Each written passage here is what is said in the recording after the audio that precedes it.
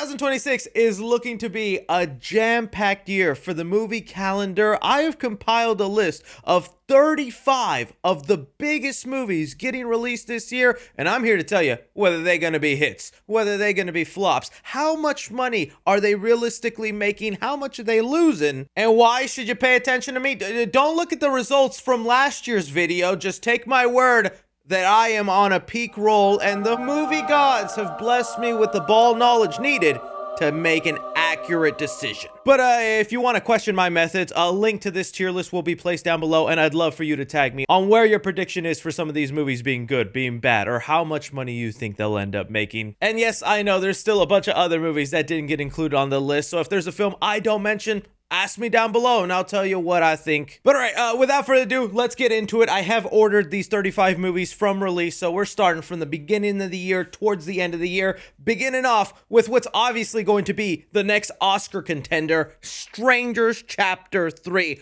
Oh my lord, I cannot wait for this franchise to be done. Can you believe that they're coming out with articles nowadays that they're gonna bust out a combined cut where they put together part 1, part 2, and part 3 into one movie? That feels more to me like a threat. They're threatening me and they're gonna make me watch it Clockwork Orange style. I'm just ready for this to come out. And the extra kicker, movie's getting released February 6th. You know what was February 6th?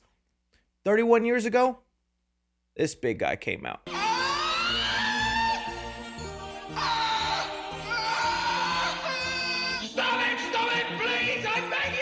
I've mentioned it before, I have a history of my birthday weekend having some of the worst releases ever. Strangers Chapter 3 continues that trend. But carrying on, I think it's pretty obvious to guess whether it's going to be good or bad. I'm going with the marker of it's bad.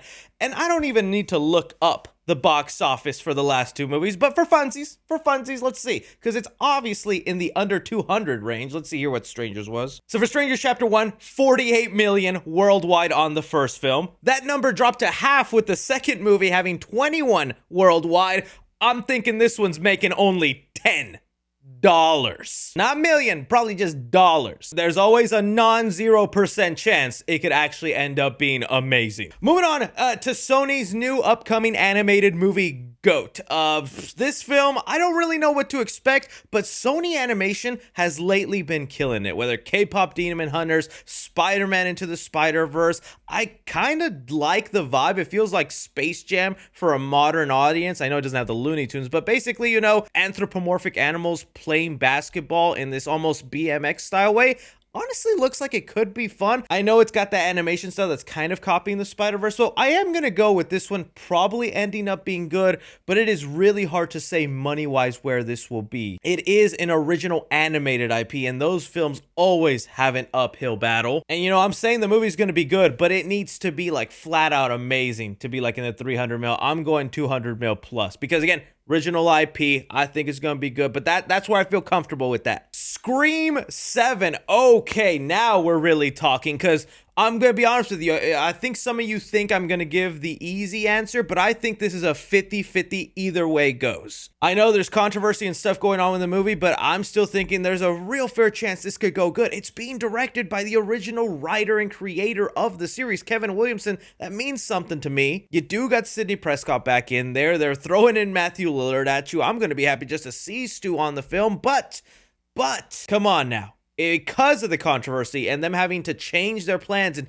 things that they've been building up towards for 3 movies, that's always been a recipe for disaster. This feels like a Rise of Skywalker situation where it's like, oh, we got to rewrite everything because things didn't go according to plan. And that alone to me, I think makes me lean to the side that I think this movie's going to get negatively reviewed. It's going to be tarnished. People are not going to be rocking with it, especially with the movie also leaning on nostalgia bait, announcing Stu, Roman Bridger, all these other ghost faces way ahead before the movie getting released. It smells like a little desperation. So as much as I hate to say, because I still love this franchise, I think this will be the first in the new trilogy to get a rotten score. But at one point, I also also would have been that this still has the potential to make more money than what Scream 6 did, which, looking at Scream 6, which is the second highest grossing Scream movie, 166 million worldwide. Because the marketing has been so poor for this movie, I no longer think that they can reach that or exceed that. I thought they were going to go balls to the wall with showing off Matthew Lillard. Stu, he's in this movie, come back. That would have probably served them well, but right now, almost a month away, and the marketing is non-existent, they're shooting themselves in the foot. A ghost face foot that I'd lick.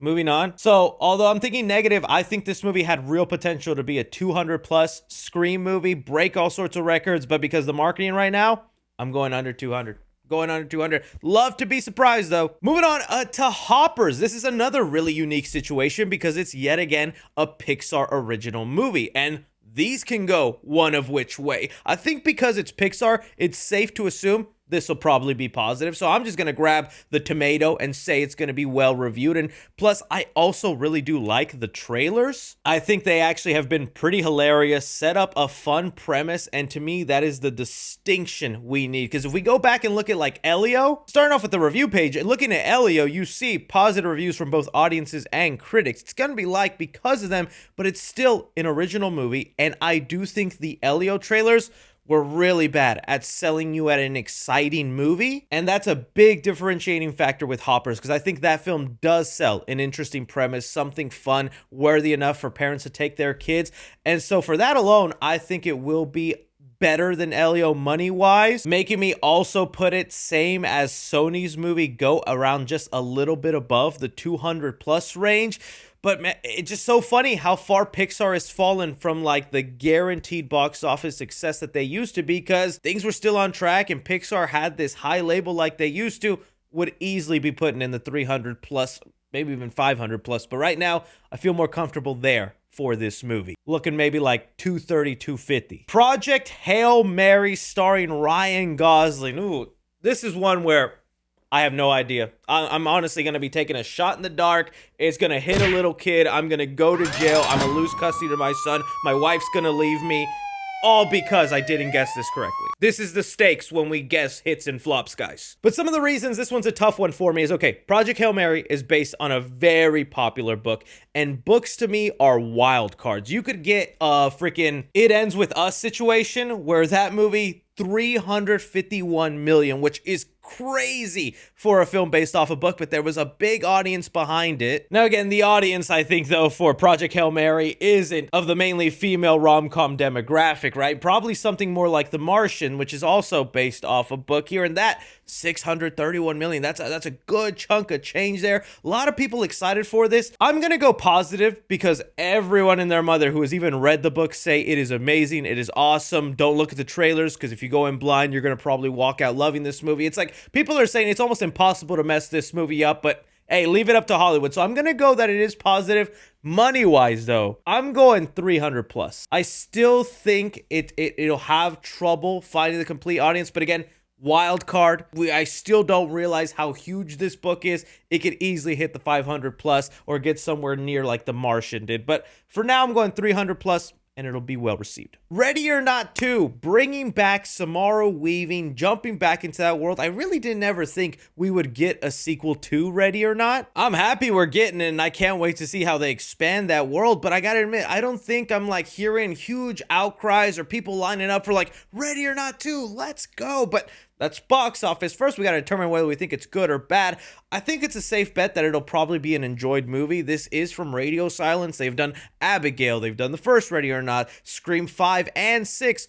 All four of those movies well received, well liked, both audiences and critics. So it's pretty safe to assume they know how to entertain a crowd. But I hate to say it, I think this is going to be an under 200. I don't think it's going to be as big of a moneymaker, and I think it'll make close to probably Abigail money, which I don't think was a lot. 42 worldwide. Okay, maybe not that low, but like 82 million worldwide. So I think it's still a safe bet under 200. Sorry, Ready or Not. Love for you to prove me wrong, though. Moving on to Mario Galaxy. So I believe the first Mario movie is rotten, right? Which already insane shame. It's literally 1% off from being a fresh tomato on Rotten Tomatoes, but the audience speaks for itself. 95%. I still can't believe this movie was so bashed upon. I found it to be insanely fun, and with Galaxy, them adapting my favorite Mario game, oh, nostalgia is overtaking me here, and but I gotta play it safe, right? Do I think people are gonna be kinder on this movie? Do I think they will be harsher? I feel Galaxy has the potential to kind of like what Sonic 3 did in tapping into like an emotional heartstring element, because we have Rosalina in there and she kind of has an emotional sad backstory. You could fill out the world. People are now more understanding of the tone and vibe of these movies, so maybe they'll be a little nicer to them. I'm gonna go out on a limb and say this one will get positive reviews. It will be better liked, which kind of a gamble. And the first one did make a Billy. Do I think this one will make a Billy also? I'm gonna say yeah. Even domestically, if it doesn't make the same, which looking at it here, yep, I'm not counting on the US either being fart faces or not to show up. I'm counting on that international money. International wise, close enough to the Billy. I think if we hit that number again internationally, 700 mil, easily domestic will take us to 300, and I will hit that $1 billion club. Now, could I think it hit 2 billion? I don't know how big Mario Galaxy is all around the world. It's possible. It's plausible. You know, that $2 billion club is there for a reason, because it's now a threshold that is more possible, and we're seeing some movies hit. But I don't think it'll 2 billion, but it'll still hit the Billy. I gotta believe it will. Moving on to Lee Cronin's The Mummy. Okay, this is where I kind of have a little insider trading knowledge, and same insider trading knowledge you have, because we've heard the reports from 2 different sources now that the test screenings went awful. So because of that, I'm going with it's gonna be rotten. But hey, shame on me for doing that, because test screenings have never been fully accurate. And sometimes a movie says it's bad, comes out great. Sinners actually got reports of negative test screenings. You can look that up. Here we go. Found the article. Ryan Coogler's Sinner screens mixed to decent. This came from people who saw test screenings of the movie way before it was released. And now look where we are. Sinners is one of the best movies of the decade, and it's nominated for Best Picture at the Oscars. But with that said, I also like to live dangerously. I'm still taking some of the word for it. Watch this be one of my favorite horror movies of the year. I think, though, because it is a Blumhouse movie, under 200. And that's perfectly fine. Blumhouse movies are made very cheap. If anything, I bet the budget on this movie was like $10 million. So I'm not really against it. It's just an easy pick, honestly, for me. Moving on to the Michael Jackson biopic. Another situation where I think it's 50-50, guys. I truly do not know whether the reviews for this are going to be rave, amazing, or they're going to be poo-pooey, stinky, going, oh, they sugar-coated that life. They missed a couple of details down there. It's the most formulaic biopic, not that interesting. Or Michael Jackson is such a big star, he deserved way better. And if the movie's just good, that is disappointing for the king of pop. Really, I think so much pressure on this, it could easily go rotten. But I'm thinking they might have nailed it. I'm going to go positively with this one. I think a lot of it also will be, you just hear that Michael Jackson music throughout the film, that's going to put you in a good enough mood to walk out of there going, hey, movie was all right, but I got to hear some Michael Jackson for 2 hours.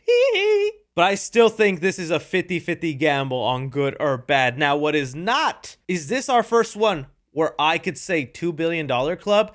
Again, this falls under international, helping out a ton, and domestically, ton of people are going to go see it and watch it, but it's really going to be the star power of all the other countries. Then again, though, maybe enough time has passed. Maybe a lot of those places no longer care to hear Michael Jackson's story, but I don't know. Maybe I'll end up being wrong on this one and it just barely hits a Billy, but I'm thinking $2 billion club, man. I don't know, maybe insane for me to say. I don't know, am I crazy to say that? Please tell me. Mortal Kombat 2. All right, honestly, this is one where they shot themselves in the foot. Johnny Cage foot that I'm probably not licking because it has, you know, athlete's foot. Ugh. I say this because now they've put pressure on the movie. When this was going to be released back in October, which I totally get it, smart move. Hindsight is always 2020, and last year in October when this movie was going to release, it was actually a 3-decade low in terms of flops because nobody was going to the theaters during October, meaning they were probably smart to move the movie out of there because for some reason, nobody was going to the theaters at that time and they didn't want Mortal Kombat to suffer because they believe in their movie. So maybe smart move on them, but I don't think a lot of the fans or other people are going to have that ball knowledge that I have here. And now they're just going, wow, they moved their film to early summer blockbuster. So they are not only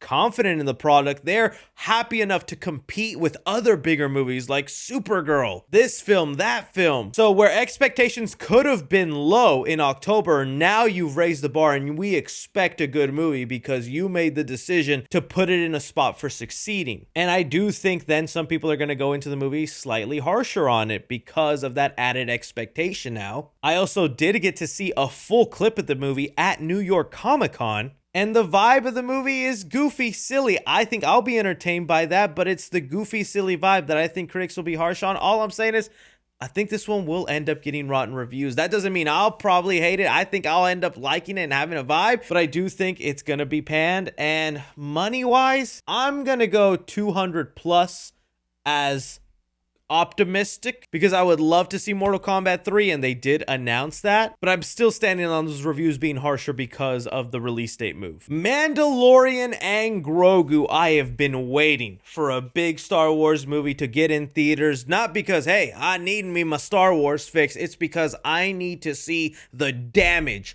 Disney Plus has done to the brand. This is going to be an interesting case study just as a film fan to see how many people go out to see a film that's based on a character from a streaming TV show. How much star power does Star Wars still have? I know it's still a big brand and people love Star Wars, but are they loving it enough to go to a theater and pay for it again? I think I am, though, going with positive reviews because it is being directed by Jon Favreau and I have liked a lot of The Mandalorian and just kind of like a space adventure and little Grogu in there. I feel like there's enough in there for it to be an enjoyable time, but money wise, I know some people are like, oh, $700+ billion because it's Star Wars. Nah, homie, nah. Honestly, I don't think it's hitting that 500. I think we got to look at this movie the way we look at like Thunderbolts, Fantastic Four, kind of a B, almost C tier Marvel movie nowadays. I think that's the audience draw Star Wars is now. I can't wait to see if I'm proven wrong at the end of the year, but I'm going 300 plus. I'm thinking this film is going to hit like the $400 million window, but it's not going to exceed over 500. Again, love to be proven wrong, but I bet you the weekend comes, this movie releases and people go, oh, it's in theaters? I thought it was going to be on Disney Plus. And that will hurt them. He-Man and the Masters of the Universe. We just got a trailer for this movie, so it lets me now have a better perspective on how this film will go. And look, I don't have nostalgia towards He-Man. I didn't grow up with the brand, but I'm very curious for the movie, and I thought the trailer actually looked fun. I thought Skeletor actually has a badass design. Not excited about the fish out of water story happening, but nevertheless, Travis Knight is making me gamble in terms of going, I think this will actually be positively reviewed. I think there's probably a greater chance it'll be negative reviewed, but I want to be optimistic about this one. Now, in terms of money, this is a brand where most of the target audience are 40, 50. They're the kind, I think, to be too busy to be like, okay, we got to go watch this movie. But then again, I would say that same demographic were the Top Gun demographic, and they brought that movie to $1 billion. Do I think they could do that with Masters of the Universe? No. So I'd like to believe it'd probably be a 300 plus movie, like maybe at 320, 350. But honestly, my gut is telling me this will be like a 250, a 240 kind of movie. Love to be wrong. Love for me to be like, oh, dang, all the 40, 50-year-olds came. They brought their grandkids and their sons packing the theaters. But I don't think so. Disclosure Day. Steven Spielberg is back. Now that means something to us movie nerds, but I don't know if it means something to the general audience. I think there's very little directors nowadays where you put their name on something, it guarantees a certain amount of money. Jordan Peele, Ryan Coogler, Christopher Nolan, Quentin Tarantino. Spielberg has basically spent the last decade doing more personal, smaller movies that don't generate all that much hype. Great movies, but not giant box office draws. So I don't know how much box office wise, but it is Steven Spielberg. There's always the occasion that, hey, our goat is washed, but I'm having faith in the man, and I'm still saying this will be positively reviewed, and it'll just be nice to get an original big sci-fi with aliens involved. I mean, that trailer makes me so curious to the outcome of the movie. Money-wise, I'm going 300 plus. I'm thinking he at least has that power behind him. Like, the only thing I have to compare it to is like his Ready Player One day. That was based on a book, but was still technically kind of an original IP. And that managed to hit 607 million. This one doesn't have a book, but it does have UFO Steven Spielberg. That's got to count for something. So I'm going 350, maybe meeting the $400 million mark. Scary Movie 6. Parody films are back, and if Naked Gun is anything to show for it, critics and audiences have a good time with them. We no longer live in an era where just because it's a parody film, it's an automatic 5% on Rotten Tomatoes. But that was with the creative minds of Akiva Schaffer and Seth MacFarlane. Now we have the Wayans brothers coming back. It could easily be filled with the most lowbrow, dumbest humor. And especially without even seeing a trailer, we have no idea. But having just Anna Faris and Regina Hall back, I'm going barely positive review, okay? I'm thinking this thing will probably have like a 61%, but hey, that's positive. Money-wise, I think the best thing to probably compare it to is like, what did Final Destination Bloodlines make? Oh, 300, that's awesome. The reason I'm comparing it to Final Destination Bloodlines is because this was a franchise well beloved by horror fans, but was absent for like a decade, just like Scary Movie. Now that it's returning, it feels like an event. It feels like, oh, finally, they're back. But just to be safe, how much has a Scary Movie even made in its franchise? All right, looking at it here, the most any movie has ever made was the first one with 157 million worldwide. Honestly, I think they could reach that. Call me crazy. I'm going right up there, 200 plus. It's probably going to be under 200 if I'm being honest with you, because they probably made this movie like on $25 million. So even just hitting like 150 is going to be a huge success for them. But I'm thinking the nostalgia and the love for these films, people are going to show up for it. Toy Story 5. All right, we are on the 5th Toy Story movie, and we've gotten to the point that it's toys versus tablets. Bonnie became an iPad kid. Is that story going to hit hard, or will it be a cliched, basic observation that it's like, okay, we get it, technology's bad, this is all you got? Why is Woody and Buzz back? I thought they said goodbye in the last movie. It should have ended it at 3. I do think audiences are willing to be more harsh on this, but I think they would not be back unless they had a great story. Maybe I'm being delusional, but I'm thinking this is still going to be good. It's probably going to be great. But I'll tell you what, this is another one where I thought, oh, clear contender for a possible $2 billion club, because we just had a movie like Zootopia 2 reach $1.7 billion. In my mind, Toy Story is still a bigger franchise than Zootopia, and I'm like, if Zootopia did that, Toy Story should be up there, right? But looking at the franchise numbers, the last 2 Toy Story movies have been pretty neck and neck, just barely over 1 billion with Toy Story 4 and 3, so not even 1.5, 1.4. I think it'd be a huge gamble for me to say Toy Story 5 could hit 2 billion when they haven't even hit 1.1 billion. So I think positively, and I'm still thinking $1 billion club, but I really thought, I was like, oh, that's probably gonna be a 2 billion one. Zootopia was 1.7. Them animals. And that Judy Hopps fan art, am I right? Am I right? DC Supergirl. I think kind of a toss-up, because while the DC started off strong, and I think still solid with Superman, after the Peacemaker finale, and even recently with more news of what's going on in the universe, stuff like, you know, the Flash writer coming in to write Batman Brave and the Bold, you seem more concerned, or people being openly critical of the DC. It doesn't seem like it's going to get such an easy pass the way like maybe early Marvel movies did, where like every film, even the most average MCU movie in phases 2 to 3, still got really high reviews. But it's this director, Craig Gillespie, who I, Tonya, along with Emma Stone's Cruella and Dumb Money, all films that I think were still really well done. I think he has it in him to make a good movie, so I'm going to say good. Now, I don't think it's going 70-50. You can't go above what Superman made, and that didn't even get close to $700 million mark, unfortunately. Would I be crazy to say 500 plus? Honestly, I think this is another 300 plus situation. I think it might hit the $400 million mark, but I don't think it'll actually exceed the 500. Now, if it does, then that is a strong showing that audiences are excited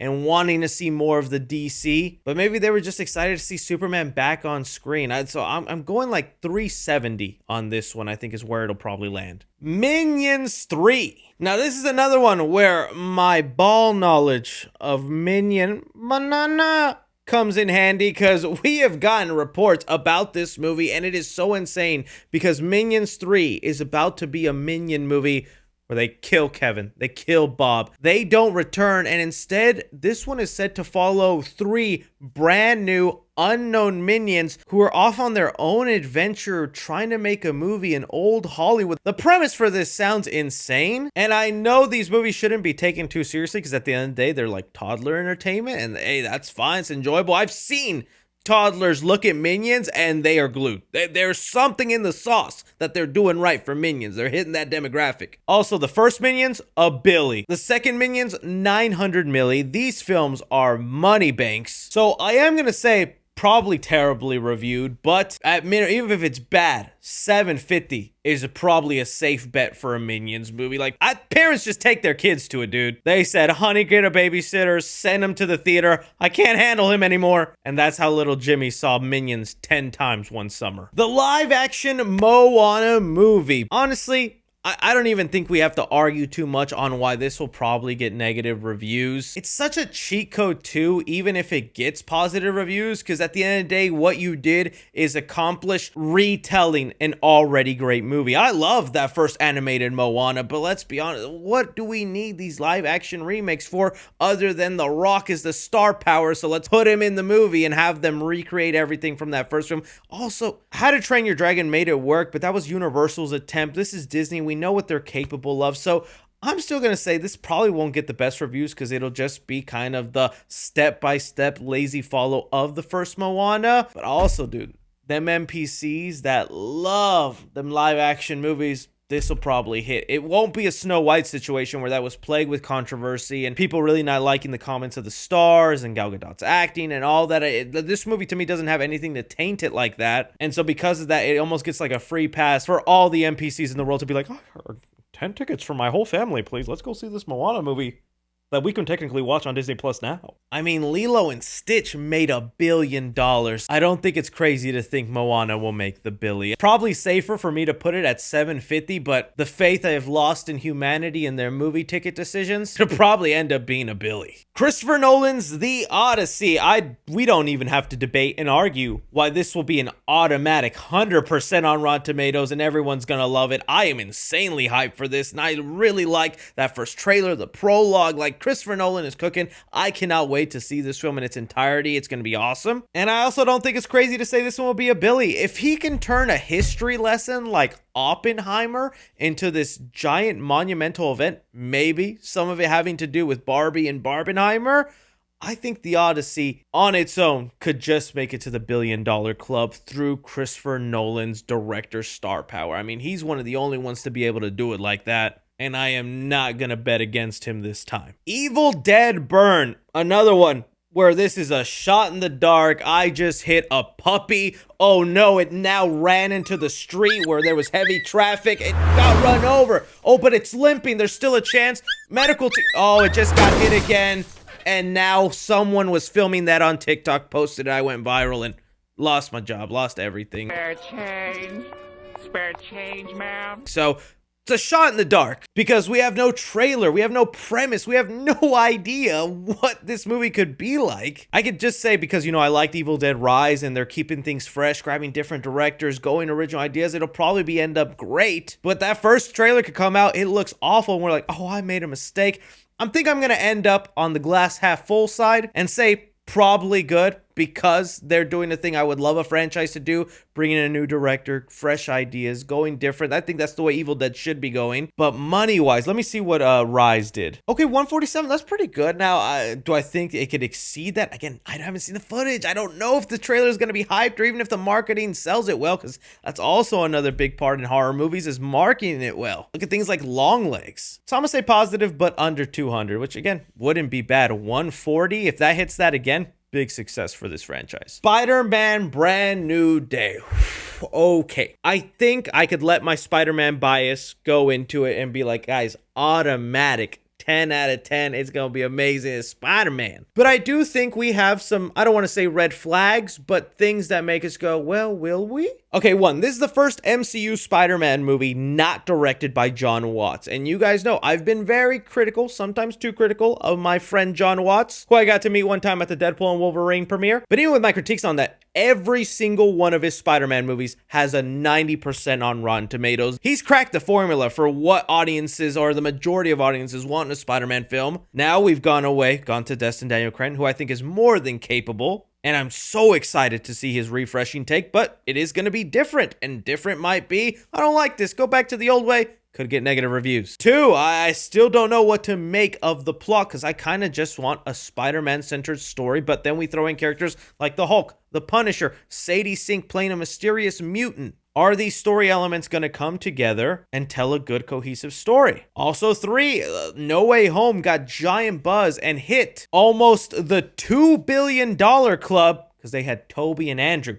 This movie does not look like it'll have Toby and Andrew. Is the $2 billion club a possibility with this movie being good and without the multiverse elements? Like, so many things, man. So I'm going to go Destin is still going to cook, and this movie's going to be good. And I think it's fair to assume at least a Billy. I would have liked to have put in the 2 Billy club, but we got to admit that was Toby and Andrew being in there and all the buzz and hype going into that movie. Then again, though, was during the pandemic, meaning that film was being held back. This film's not going to have those restrictions. Could maybe hit a $2 billion mark. Insidious, The Bleeding World. I don't even know what to say, man. I had such high hopes for Insidious, The Red Door. I thought bringing back the original cast, maybe telling a good story would do something, and that was one of my most disappointing movies of that year. I have no faith anymore in the Insidious franchise. You had one amazing, I would even say the first 2 were amazing PG-13 horror movies. I don't think you've been able to recapture that magic. So I don't even need to see a trailer or know much of a premise. I don't even know what goes on in this movie. What happens in this movie? No plot details whatsoever that I could find. Yeah, I'm thinking it's not going to be well received. It'll be under 200. Coyote Vs ACME. I need to believe this movie's gonna be good. Whatever it ends up making, we'll discuss that in a sec, but I have to believe this movie will be good, and I trust that it actually is a wholesome, great movie that'll put some respect back into the Looney Tunes, and when it comes out, people gonna turn their heads at Warner Bros. And be like, you were gonna hold that from us and hide it from the world, you evil monsters? I spit at you, Warner Brothers. But people want to believe, it was shelved because it was a bad movie, it was dumb. They didn't want it to embarrass the company.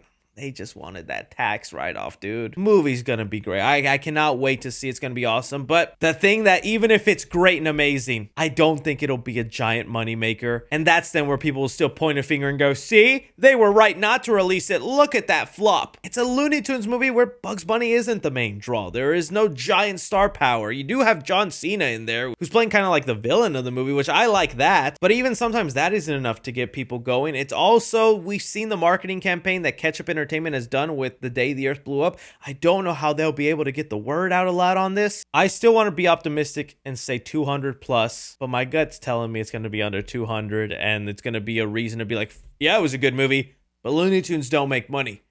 That's why Warner Brothers will never make anything, and it's because of that 3C film pudgy fella. Hey man, come on. DC's Clayface, their first R-rated horror-esque movie written by Mike Flanagan. That right there is all you needed. James Gunn read the script and said, yeah, this needs to be turned into a movie. That to me's got to be screaming good, but then again, some people will question James Gunn's taste. Now, it is a lower budget movie. The only other Batman movie solo film was The Joker. But that was freaking The Joker, and that made a Billy. Does Clayface have the potential for a Billy? I'm thinking under 200, and again, that's perfectly fine because I think this movie was made with a budget of like 30, maybe 40 million. So even like hitting 170 will just be like, hey, we did it. We got some money back and a little profit. That's good enough. But I just put it kind of there because I don't think Clayface is as big of a draw in terms of all the Batman villain rogues gallery. Can't wait to see it though. Zach Cregger's Resident Evil. Now, I think this is one that's going to be divisive, but it's going to be divisive from people who just want to see a good movie to people who just want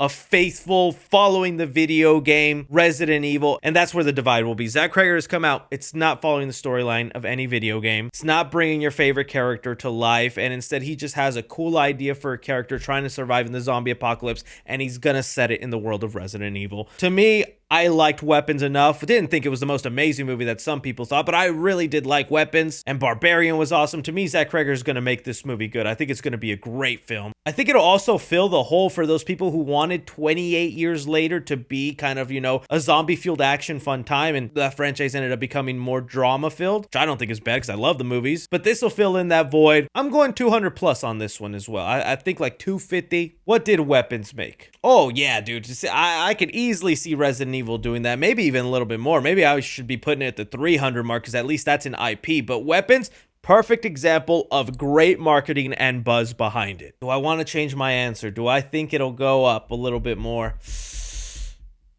You know what? Yeah, I think so. I think there's enough Weapons buzz where I think they'll put it on the trailers from the director of Weapons and Zombie and all.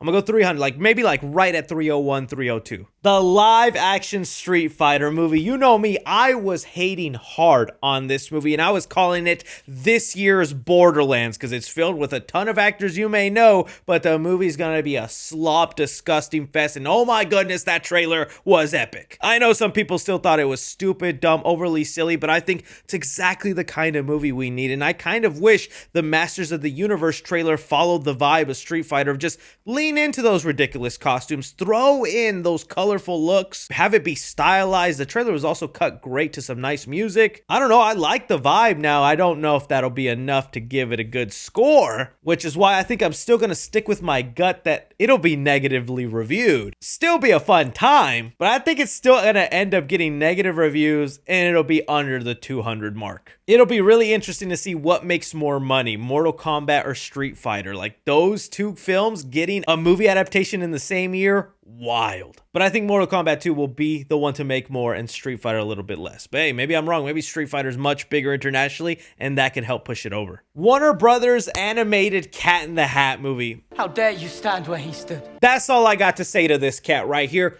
How dare you? Mike Myers' Cat in the Hat is still alive, out there thriving, and we should have gotten like 5 sequels with that, man. I love you, Bill Hader, and I want you to succeed. Trust me, I think you should be a bigger star in Hollywood. But the voice of Cat in the Hat and what that movie was showing, I am not excited for. I'm not looking forward to it. Maybe it'll end up surprising me, but I'm gonna say rotten. And I'm gonna go under 200. I actually don't think Dr. Seuss has as much power at the box office as some think. It's one of those IPs where everybody knows Dr. Seuss. Everybody knows who Dr. Seuss is, but that doesn't mean everybody wants to go out and pay money to go see a Dr. Seuss movie. But let me just double check. What's like the Lorax money? 340. Okay, almost 350. What about their Grinch movie? 550. Okay, well, yeah, but that's the Grinch. So it looks like the safest bet would for me to guess like 300, taking in that information. I'm not going to go up that high. I think I'm still going to go like 220. I still don't think it's going to be that big of a hit. I don't know. Maybe I'm wrong. Maybe people have been dying for some Cat in the Hat back. I just don't think it'll be that big. Hunger Games Sunrise on the Reaping. I got to tell you, I'm loving what they're doing with this new Hunger Games trilogy, telling stories of important characters in the past. I thought Ballad of Songbirds and Snakes was actually a pretty interesting story. And now this one dealing with Hey Mitch's Games and us kind of finally getting a proper Hunger Game movie. And what I mean by that is a movie that'll mainly revolve around the actual game, because we really haven't gotten that since like the first Hunger Game movie, because Catching Fire, they don't get to end that game, you know. It segues us into the third movie. You could say that for Ballad of Songbirds and Snakes, but even then it wasn't the fully realized arena that we know is like a little coliseum. So even though some people know who like the winner of this game will be, I think they still just want to see people like McKenna Grace and them get slaughtered and killed, even though it'll be a PG-13 movie. All I'm saying is I think it'll actually be a good movie. Now let me see what Ballad and Songbirds made box office, because that'll determine where I place it. So 361. Okay, and this is technically a sequel going up from there. Like, what's the most Hunger Games movies? Oh, Catching Fire at 800. I don't know if it'll get those kind of numbers, but first movie at 600. You know what? I'm gonna play it risky here. Call me crazy. I think there's newfound love for Hunger Games, 500 plus. I think this will be there, right there, at like 510, 520. I believe in it. Focker-in-Law. Okay, I kind of brought this in there because I think the Meet the Fockers franchise is kind of like a little guilty pleasure for me. I don't know if you've seen the movies, but they deal with Ben Stiller, Robert De Niro, and it's just a story of in-laws trying to get along with each other. And now we're on the 4th installment where Ben Stiller's son is about to get married. He's going to be played by Skylar Gisondo, so Jimmy Olsen from Superman, and his bride is going to be played by Ariana Grande. And the premise of this one is supposed to be Ben Stiller and Robert De Niro teaming up because Ariana Grande is not a suitable enough bride for their little boy, and they need to somehow put an end to the wedding. I don't know, it feels like it could be comedy fun, and Ariana Grande was unbelievably hilarious in the 2 Wicked movies, so I think she has great comedic chops for this. It's kind of the thing making me hope that it'll be a good movie, but dude, this could easily be one of the worst. And in fact, the last movie, Little Fockers, that has 10%. Oh, what did I just do? Okay. Maybe I shouldn't automatically think this will be good. What did Meet the Fockers have? Oh, is that Robert De Niro with a nip? Okay, I'm starting to remember why I called this a guilty pleasure franchise. It looks like they are not well loved either way. I am probably insane for thinking it's gonna be good, but I feel like the recipe is there, nah? Well, okay, we'll probably just go safe then and have it be run under 200. Let me just double check how much the franchise has even made. Okay, well, Meet the Fockers had 500 million. That's insane for a comedy, dude. You will never really see that nowadays for a comedy. 500 million worldwide. Okay, so maybe I shouldn't be putting it there. And Ariana Grande's got star power with Wicked and her fans. Yo, I'm putting this at 2+. I'm putting it at 2+. Do I think it would be 300? I'm gonna go 2+ still. Sad to find out some people are harsh on the franchise. Violent Night 2. Now, dude, I am excited to see David Harbour back as this crazy, violent, mafia-killing Santa Claus. I thought the first film was a lot of fun. And okay, it was well received enough by critics. I thought maybe it was obviously rotten. All that said, though, I think it's very rare you find a sequel with this kind of premise doing well. I think this one will be hated because they're only going to go harder with the violence. They're going to have a bigger body count, bigger gore, probably a crazier thing. And as awesome as that is to me, I think that's what will push it over the line. Some people go, this is just stupid now. And it makes me think rotten and under 200. Now, what did the first Violent Night make? Oof. Not even 100 mil. Yeah, dude, it's staying under that 200 there. Jumanji 4, or Jumanji 3 if you don't want to count the Robin Williams one in this series. What is said to be the final run for the characters with Dwayne Johnson, Kevin Hart, Jack Black, Karen Gillan. I can't believe how big of a phenomenon the Jumanji movies have become. Not to say I don't think they're worthy of that, but I'm just shocked how many people show up to them. I mean, first Jumanji almost cracked a billy with 900 million worldwide. I think even Sony was shocked at that when that happened. Jumanji 3 having a steady decline of 800 million, still good. I think this one will probably go positively. It's not much they need to. Just some laughs here and there I think will be a nice romp. Now, money-wise, it is hard to tell because they'll probably market it as the final Jumanji movie. And when you market anything as the final film, gives it that bump. Is it that bump where it could be a $1 billion club? Or is 750 a safer bet? I'm going 750. I feel like maybe the magic of the series is weighed on a little. I think it's still going to be a very good performer, but I think 750 is more of a safer bet, no? But hey, watch it surprise me and actually hit a billy. All right, the one that I know y'all have been waiting for. Avengers Doomsday. What are we thinking on this one, chat? Where are we going with it? Now, again, this is one where we could do a whole hour video on the pros and cons of how this movie could go good. I mean, just summarizing a few of those points right now. Con, the MCU has been in a lull the last couple of phases, and fans have been vocal about that. We are also in the Disney Plus era. Things don't feel as connected or built up as they used to. Also, people have grown up. They don't follow the MCU as diehard as they used to. They got lives, they got jobs. Will people be deterred because they're like, well, I haven't caught up with the last 10 Marvel movies. I don't think I'm going to go see this one. I'll wait for it on streaming. But also, they've brought back the Russo brothers, and they have an insane track record in the MCU with Civil War, Winter Soldier, Infinity War, Endgame, all, you could say, the best movies in the series. Bringing them back, not a mistake. Again, they got Robert Downey Jr. to be Doctor Doom. They announced Chris Evans back in their first teaser trailer. They're just relying on nostalgia, but then Cyclops in that optic blast. Again, you could flip-flop back and forth. At the end of the day, I'm planting my flag that the Russo brothers can cook. They only can cook if Kevin Feige's behind them, poking them, saying, do it this way, brothers, or I'm giving you a wedgie and a nuggie. So I'm going positive. I think $2 billion is not out of the question. I think the marketing campaign for this is really what could push it to $2 billion, okay? If Spider-Man No Way Home can hit there,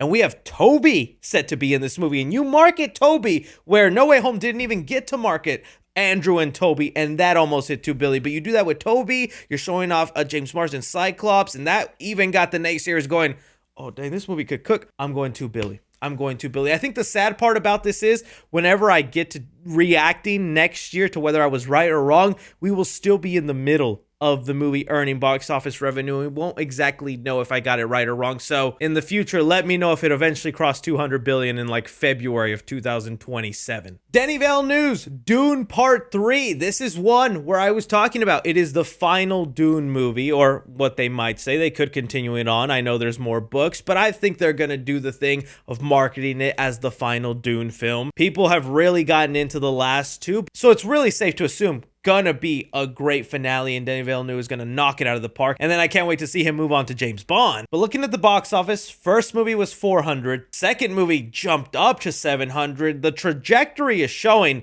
this one should be a Billy, but it's coming out the same day as Avengers Doomsday. It's got a lot of stiff competition. Can it hold that weight, or is that kind of the plateau area? Is this kind of the peak of where the series will go? And maybe it's safer to put this in like the 750 range. Yeah, I think I'm gonna go 750 on this. I think it could get really close to like 800, but I sadly don't think it'll hit the billion, mainly due to the competition around the December month. But hey, it's also a time where a lot of people are repeatedly going back to the theater because they got family, they got people to entertain. We saw Doomsday last week. Y'all want to see Dune? It's great. They got this bucket. I guess my bucket's in the washroom, but pretend I have it, and when you use it, it goes. Heck, imagine if they make another Dune bucket. It's hitting that Billy then. Moving on to Angry Birds 3. I'm just gonna stare at you, and I think you're gonna know where and why I place things. I know there's a nostalgia for it. I know you were probably like 10 or 9 when Angry Birds 1 or 2 came out, and so because of that, you just like it now as a 20-year-old, you weirdo. But I never was a fan of these movies. I just think they're eh. So I'm going negatively reviewed. And I don't even know box office-wise what these make. First Angry Bird, 352. Angry Bird 2, 147. Yeah, no, I don't even know why they're doing this. That dropped to half. Rotten and under 200. Shoot those birds. Who even still plays Angry Birds? Raise your hand. Go to jail. Robert Eggers' Werewolf. Oh, this is easily going to be well reviewed, well liked. Now, it's also one of those situations where sometimes the Robert Eggers movies gets raving reviews. I go watch it and I go, I'm glad you guys liked it, but I just wasn't into it that much. I hope that isn't the case here. I need this to be a Northman situation. I need it to change my life and to be the werewolf movie I've been dying to see, because Wolfman last year really let me down. Robert Eggers, please cook. But I think it'll still be an under 200 mark. What did Nosferatu make? 180. Yeah, so I think I'm safe to assume that for there. And well, there you have it, my lovely boys and girls. My predictions for some of the biggest movies of 2026, where I think they'll fall, where I think they land. I really want to know from you guys what you agree, what you disagree, and what are the movies you think I should have included. I know there was more, like now that I'm thinking about it, Godzilla -1, Backrooms. I guess being real quick, and maybe if my editor can go in and add it, I'm going to say Backrooms positively reviewed, as much as I hate it for that freaking young 20-year-old YouTuber turned director. Really, I'm so special. It'll probably get good reviews, but it'll probably be under 200. But it'd be awesome if that movie like exploded because of how big of a meme or well liked the Backroom idea is. Godzilla -0, it's hard to say because it's an international film. Will it get the big release here? Will it be like a 1 weekend, 2 weekend release? I'm going positive on Godzilla -0 and 200 million on that one, when those movies should honestly be making a billy. But those are the ones that I'm like, oh, I should have added those onto the list. Let me know from you guys what you agree, disagree, and hey, next year when you know how wrong I am, please just still be watching me and respect my opinions, man. I'm trying here. Don't forget to like, subscribe, follow me on Twitter at 3C Films or on TikTok at 3C Films. But as always, I'm Chris. Take care.